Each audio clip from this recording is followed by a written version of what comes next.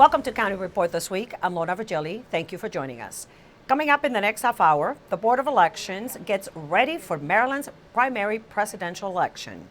The Planning Department hosts a speaker series about transportation alternatives. And later, MCPS students networked with business professionals and learned about different careers. But first, a new bill that stiffens the penalties for illegal dumping will soon become law. The County Council has unanimously approved the measure, which raises the criminal penalties for littering and illegal dumping. Susan Kennedy has a story. The measure was introduced by council members Nancy Navarro and Craig Rice after both received numerous consistent complaints about illegal dumping throughout their districts. Well, unfortunately, what we're seeing is that there are these companies that are contracting to remove trash, but in fact, they're not taking it to our local dump. They're actually dumping it in neighborhoods and in commercial areas and in environmentally sensitive areas, and that's creating a tremendous problem for us, not just when it comes to blight in neighborhoods, but also when it comes to environmental concern. One of the things we have observed in different parts of the county, but particularly came up to my attention in my district, are areas, especially neighborhoods that are very dense, where people started to just, dump things like mattresses or motor oil, things of that nature all throughout. And not only is that, of course, a major hazard in the community, it has an environmental impact that's very negative, and we have actually laws that are against that. In working through the bill, it was discovered that the county's law was not aligned with state law. This new bill gives the county the ability to enforce littering legislation with state-level penalties. If you are caught littering or dumping, you could get a civil fine of $500 for the first time or receive a criminal penalty like jail time. That's right, and we want to make that very clear to folks because we want folks to know that, look, if you're going to participate in this, which we don't think that you should, but you definitely don't want to do this in Montgomery County because we're going to certainly make sure that we're prosecuting you to the fullest extent of the law. This is something that's very serious for us, and unfortunately what we're seeing it is in some of our more economically depressed neighborhoods, which also says something about the people that are doing this and thinking that just because there are some of our lower income or poor people that you can therefore do this to them is not right. I think that's important to have as part of our toolbox. My approach has been to build community and to make sure that we're able to get neighbors, working with neighbors towards enhancing their communities, and through that we have partnered with Impact Silver Spring and Montgomery Housing Partnership because we believe that it's both about prevention, but enforcement is important too. And so this particular bill goes to the issue of enforcement and to give our county those tools and have our code enforcement officers, et cetera, to be able to go out there and make sure people understand that if they don't follow the law, there are these penalties and there are consequences. In Rockville, I'm Susan Kennedy for County Report This Week. Marylanders will soon cast their ballots for the 2016 primary election. MyMC Media's Willie James Inman has a preview of the new voting machines that voters will get to use this year. The Board of Elections has been ramping up their efforts across the county, introducing voters to new voting machines that they'll get to use this election cycle. We have done over 3,000 demonstrations with the new voting machines. We've hit every library at least twice, trying 3 times. We've hit all of the rec centers multiple times. Voting in Maryland can be a touchscreen experience this year. The way the lady was showing me, you really can't make a mistake. So the machine prompts you at every juncture. If there's more candidates that you've not looked at, you have to look at them. If you have voted for too many things, it will say, sorry, you voted for 3 and you're only allowed 2, and you have to go back, and it gives you an opportunity to change. Or voters can still go old school and use a paper ballot. Go to a ballot table, get the paper ballot, go to a place where you have a privacy screen and you can fill in your ballot. Then you'll go to the scanner and feed it in. No matter how you do it, Usick says she always feels inspired when citizens cast their vote, even after 40 years of volunteering at the election polls. Voting is a privilege, it's a responsibility, and it's really what this country's about.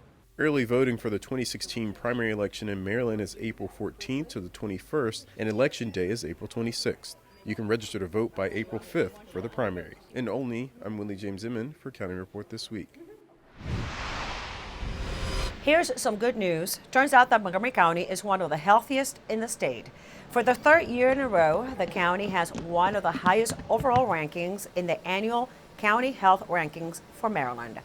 The rankings compare counties within each state on more than 30 factors that impact health, including education, jobs, housing, exercise, commuting times, and more. Montgomery County ranked highest for health outcomes. The Montgomery County Fire and Rescue wants to remind residents to keep a working smoke alarm. Joining us to talk about this is Pete Pieringer from the Montgomery County Fire and Rescue Service. Pete? Well, we hope that everyone checks their smoke alarms on a regular basis. We have a new law in the state of Maryland where smoke alarms are going to be required, not only with a long life battery, 10-year battery, but they will be required on every level of your home, and in the bedroom, every sleeping area will be required to have a smoke alarm with a long life battery.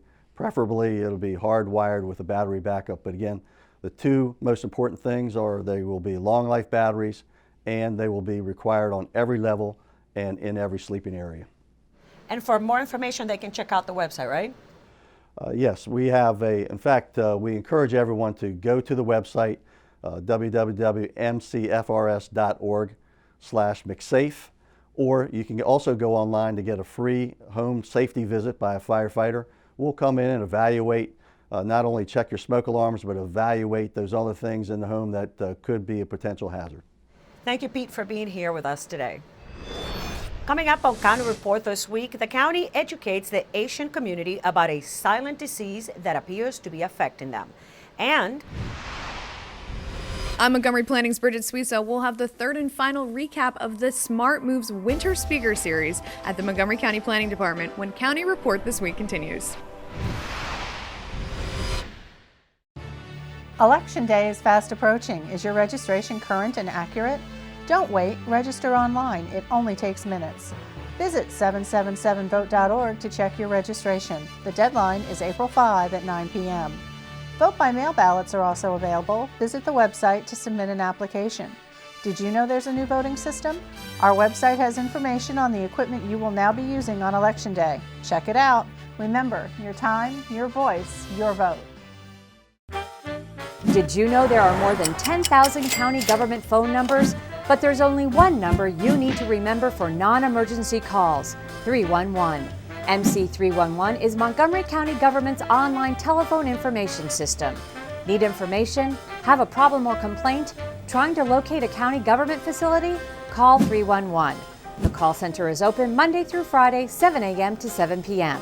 The website is available 24 hours a day, 7 days a week. welcome back to County Report this week. I'm Lorna Virgili. It's a silent and potentially deadly disease that disproportionately affects Asian Americans. Hepatitis B is most commonly found in Asians, but most don't even know they have it. Crystal Park reports on the county's efforts to educate and treat patients. The Centers for Disease Control estimates as many as 1 in 12 Asian Americans are affected by hepatitis B, a viral infection that attacks the liver. Left untreated, Hep B can lead to cirrhosis or even liver cancer. Montgomery County is home to more than 40% of the state's Asian population. It's very important that healthcare practitioners are able to communicate in the language of the patient. If the patient doesn't understand the healthcare practitioner's instructions, the patient won't be medically compliant and won't get better. And so cultural sensitivity is something that we're very proud of in our efforts to improve public health, and the Asian American Health Initiative specifically works with the Korean, Chinese, Vietnamese, and other Asian communities. The Asian American Health Initiative, or AAHI, in conjunction with the Korean Service Center in Gaithersburg, hold free clinics where people can get tested for and vaccinated against Hep B. At this clinic, held at Global Mission Church in Silver Spring, patients receive their test results. The good news is the disease is not only manageable, it's also preventable with a vaccine. The vaccine is actually 3 shots given over a 6-month period. And in the vast majority of people who get that, they will be protected thereafter. Because Hep B can be symptomless, many affected Asians aren't even aware they're carrying the disease. AAHI provides bilingual services as well as a culturally sensitive environment to make it easier for Asian residents to seek help. We actually developed this model together with a community-based organization to make sure that what we want to do for the community are culturally and linguistically competent, and the residents feel comfortable using the services that we offer. For more information, check out www.aahinfo.org. For County Report This Week, I'm Crystal Park. The Montgomery County Planning Department has been hosting a monthly speakers series about transportation alternatives. The last session hosted several council members and members of the Department of Transportation. Our Bridget Suizo was there. Bridget? That's right. Tonight's speaker was Jeffrey Tumlin of San Francisco-based Nelson Nygaard. He spoke about how taking a fresh look at metrics can have a positive impact on how we plan for transportation here in the county. But it's important to keep in mind what level of service is actually measured. So you can see the best transportation plan is a good land use plan. Transportation and land use are the same thing, and unless they're planned together and pointed towards the same vision and the same goals, you're going to end up with a lot of conflict. A lot of the thinking is starting to shift away from this kind of endless cycle of road widening, which begets more cars, which begets more road widening, which begets more cars, and starting to think about transportation demand management. How do you get, a share of people, just enough to use other modes of transportation so that you've got enough space for drivers and you got enough space for everybody else. You got to break the cycle, and that's what what's called transportation demand management is all about. I'm personally, pro balanced transportation, and which actually I'm not only my mission is not only to move vehicles, it's to move people, and it can be done by walking, biking, or transit. And so therefore, I'm committed to a balanced and multimodal, balanced transportation. We're trying to figure out how to build from a foundation that was oriented around one pattern of land use and transportation infrastructure to something that has to be very different in the future. And that's the major challenge in transportation and land use planning, how to prepare the suburbs for the next 50 years. The plan to improve the land along one of Rockville's most traveled roadways is one step closer to becoming a reality. Rock 11 Now's Kathy Dantzler has the latest on Rockville's Pike Neighborhood Plan. Mr. Chair, I move to adopt the resolution to recommend the Rockville Pikes Neighborhood Plan. We shall proceed to a vote. All in favor of the motion, please raise your right hand. All opposed, please raise your left hand. No abstentions. The motion carries 6-0. The plan is approved. And with that vote, the Planning Commission's 5 years of hard work pays off and Rockville's Pike Neighborhood Plan is approved. This is the first time the plan has been updated since it was adopted back in 1989. The plan establishes policies for land, transportation, parks, and other things along a key 2-mile stretch of the Rockville corridor, south of Rockville Town Center, all while protecting the existing neighborhoods, but also making sure that there is an even mix of commercial and residential enhancements along the way. It is thus my pleasure to formally present to you the Rockville's Pike Neighborhood Plan. Yay. Okay, very good. Now it's in the hands of the mayor and council, who have 150 days to review and act on the plan, which could include rejecting it or even sending it back to the Planning Commission for more work. And you can get involved in the vision for the future of the Pike. Before the mayor and council make their decision, they're holding 2 public hearings. The first is Monday, April 11th at 7 p.m. in the mayor and council chambers at City Hall. The second meeting will be announced at a later date. Written comments will be accepted until May 23rd and can be emailed to cityclerk@rockvillemd.gov or mail it to the city clerk's office at Rockville City Hall on Maryland Avenue. You can also check out the entire draft plan at rockvillemd.gov/rockvillespike or you can review a hard copy at City Hall and the Rockville and Twin Brook libraries. For County Report This Week, I'm Kathy Dantzler. Are you over 50 and looking for a new job? Well, recruiters from dozens of employers will be looking for new job seekers at the 50 Plus Employment Expo being held on April 4th at the Bethesda North Marriott Hotel and Conference Center. The 50 and older crowd will have free access to help on interviewing skills, online applications, and resume writing. Don't forget, the expo will be held April 4th at the Bethesda North Marriott Hotel and Conference Center from 10 a.m. to 3 p.m. For more information, visit the Jewish Council for the Aging's website. Coming up on County Report This Week, some county high schoolers took a shot at a cybersecurity challenge. And the 15th Annual Young Professionals Conference was held at the Universities of Shady Grove. Stay tuned, we'll be right back. In Montgomery County, we have a goal to reduce waste and recycle 70% of all waste by 2020. By recycling and reducing waste, we save natural resources and make our community even better. So recycle at home, work, school, everywhere, and keep recycling going. For more information, call the Montgomery County, Maryland Division of Solid Waste Services at 311 or visit montgomerycountymd.gov/recycling. Keep it going. Recycle more now. Mark your calendars. The Montgomery County Green Fest is coming to the Tacoma Park Community Center on April 30th. This year's Green Fest promises to be a fun-filled day of entertainment, community, and learning. Enjoy live music, learn how to green your home and neighborhood, watch an environmental film, and visit the exhibitors. Green Fest has activities for all ages and interests. Make sure you stop by on April 30th and explore your path to a greener life.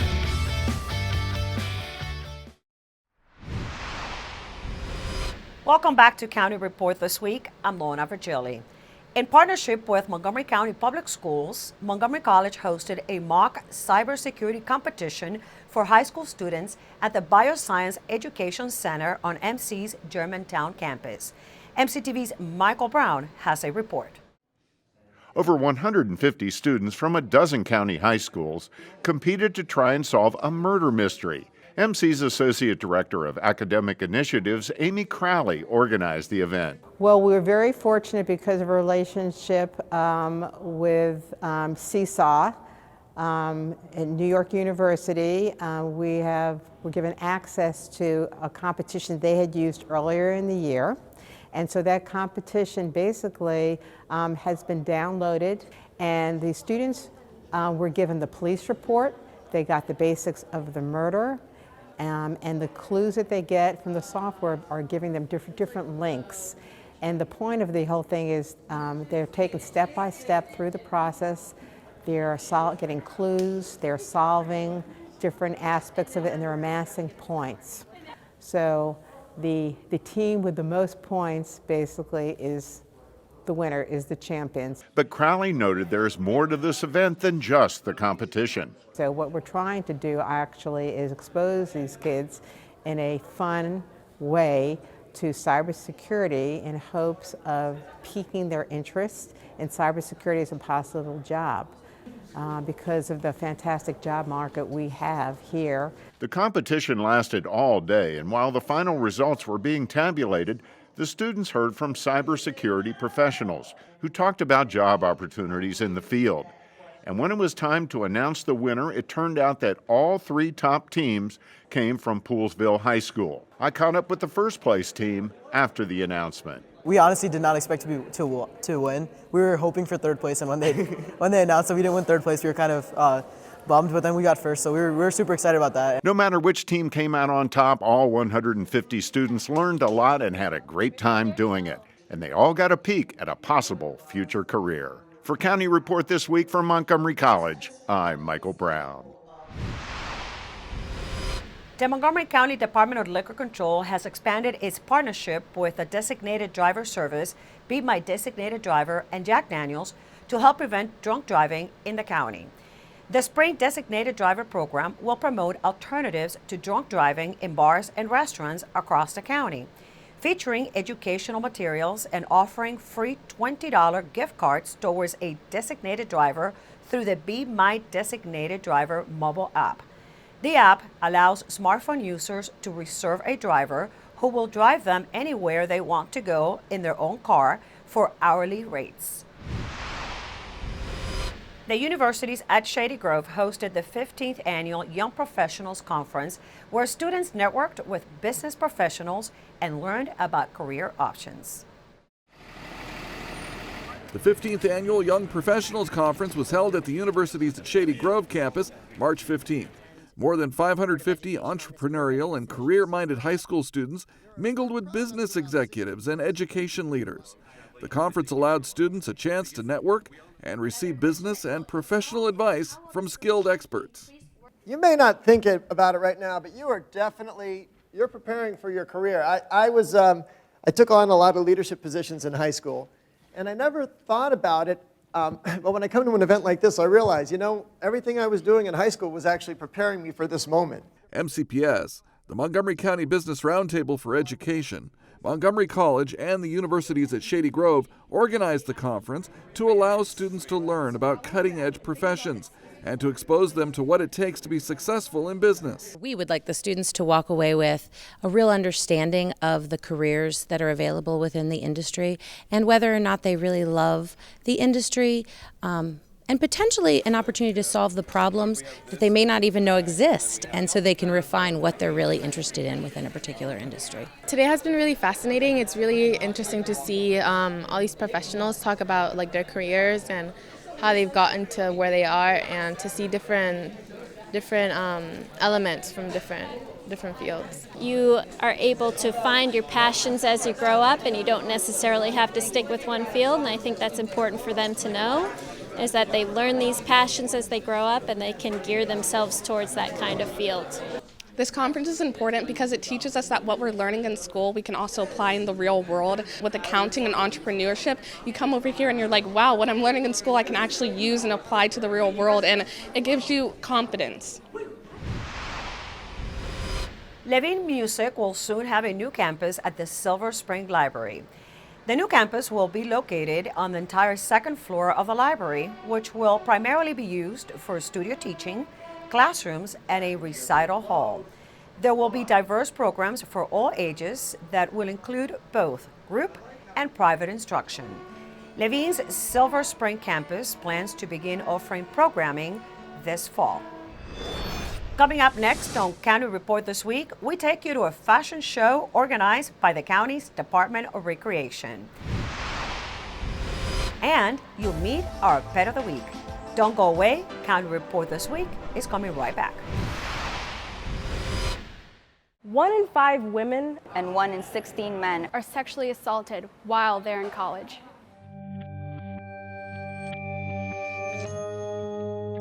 This is happening in Maryland, where we live. Did you know that across the United States, only 13% of rape survivors report assault?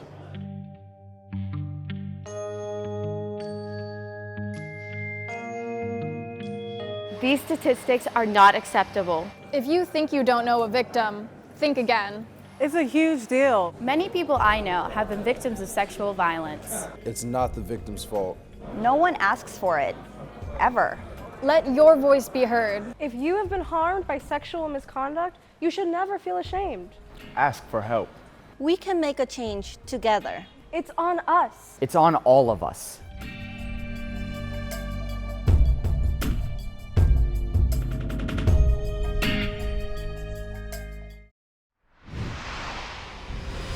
Welcome back to County Report This Week. I'm Lorna Virgili. After 17 years in Kentland's Market Square, Potomac Pizza has closed its doors. My MC Media's Sonia Burke reports that the restaurant's owners are planning to open a new business in the very same spot later this spring. There's a new restaurant coming to the corner spot at 625 Centerpoint Way at Kentland's Market Square. After 17 years, Potomac Pizza has closed its doors to customers, but the business's owners plan to reopen in the same spot later this spring as Potomac Village Deli. We're going to be a kosher-style deli. And basically what kosher-style means that the food tastes really good. Interior renovations are scheduled to take a few weeks. Over here we'll have a little coffee bar, and when we come around this way, we're going to walk into what will become our new dining room.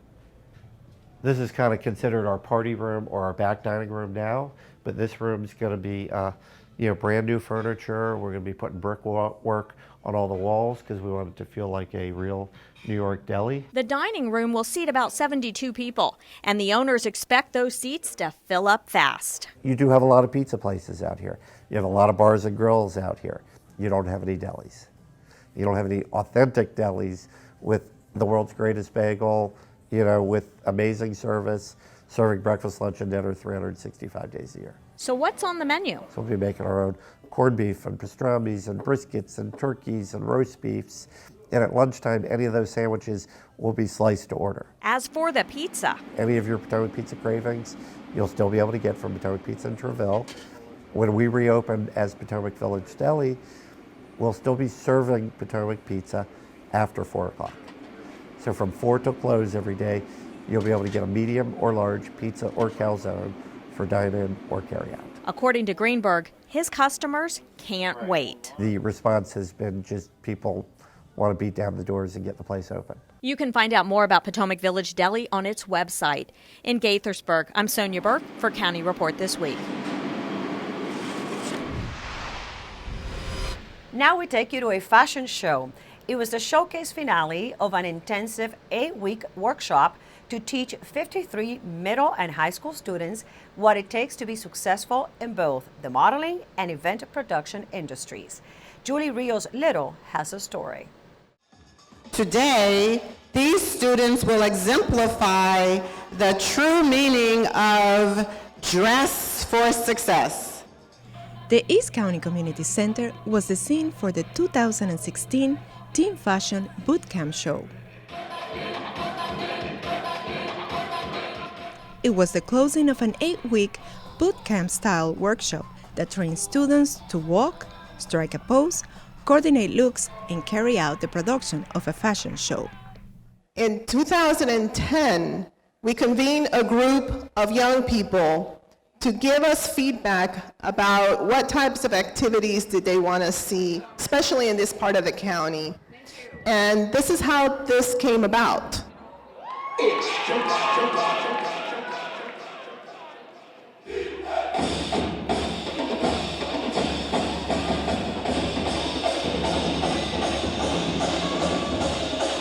They have learned something not only about physical strength, but also about mental strength. They have learned about teaming, about sharing, about expressing, about working hard, and family and community. My experience was fun. I was nervous at first, and I couldn't really walk. If I wouldn't have done this experience, I would have always been shy. They just show you, they just tell you just believe in yourself and have confidence in yourself, and that's just the key to modeling.